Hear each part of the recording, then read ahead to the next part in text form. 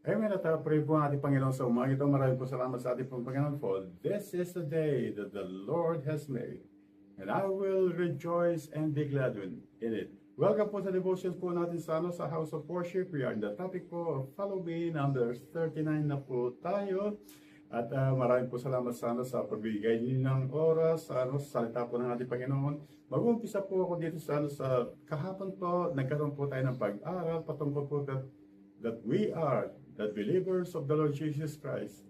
Tayo po ang pag-ibig ng ating po Panginoon. Tayo po ang buhay po ng ating Panginoon. Tayo po ang joy po ng ating Panginoon. And then God is telling us now that the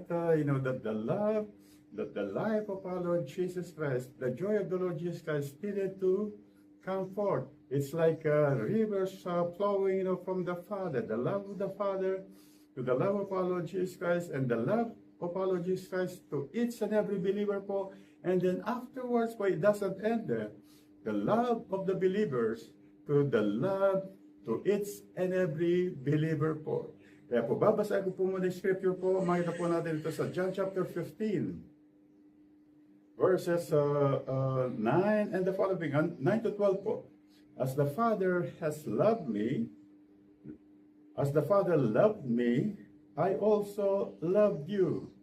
Abide in my love.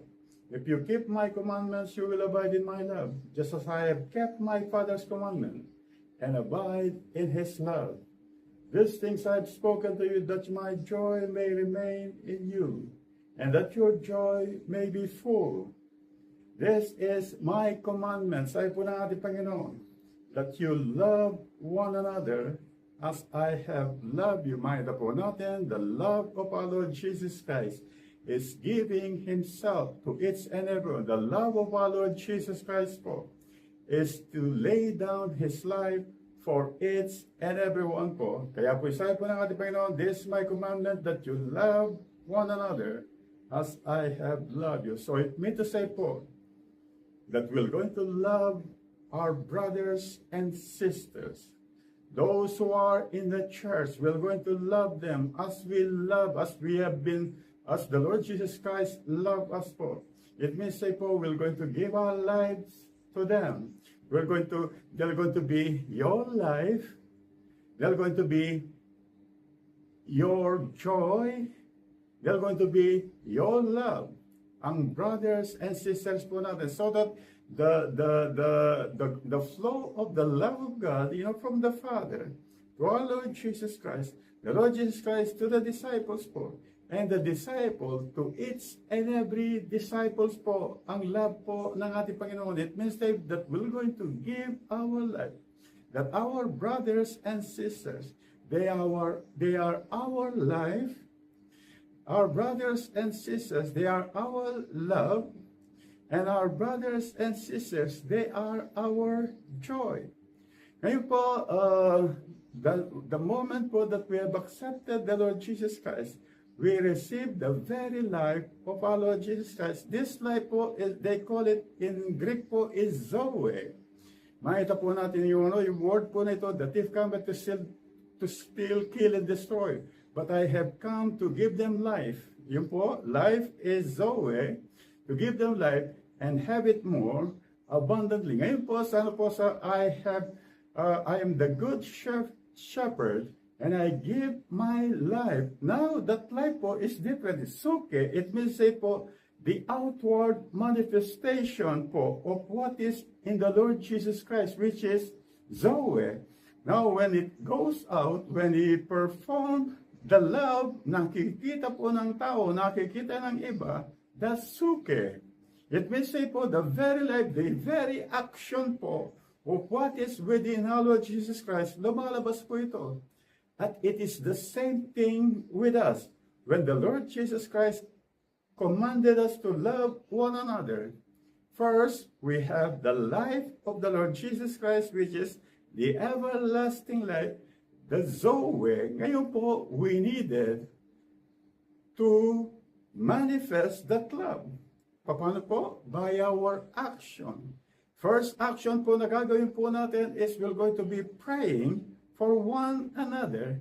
And if our brothers and sisters are in need, we needed to extend our hands po sa kanila. We needed to spend time with them because so many people po, sometimes po ang ating po mga kapatiran, they are down. They needed encouragement po by our presence po sa kanila.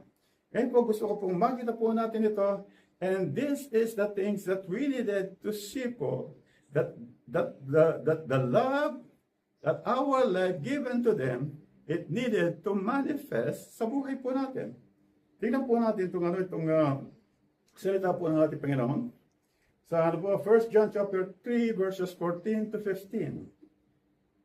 Sabi po ng ating Panginoon, we know that we have passed from death unto life because we love the brethren. He who doesn't love his brothers abides in death. Whoever hates his brother is a murderer. And you know that no murderer has eternal life abiding in him. Ngayon po, God, when we accepted the Lord Jesus Christ, God transferred us from death unto life.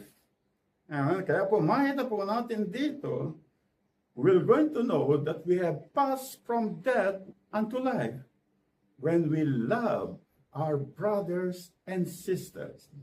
Ngayon po yung when we love them, you will know, I will know by myself that I have been transferred from death unto life. That my life now is no longer the life that I had previously for, because the old man has died. The new has come. This life po, God has transferred us from death unto life.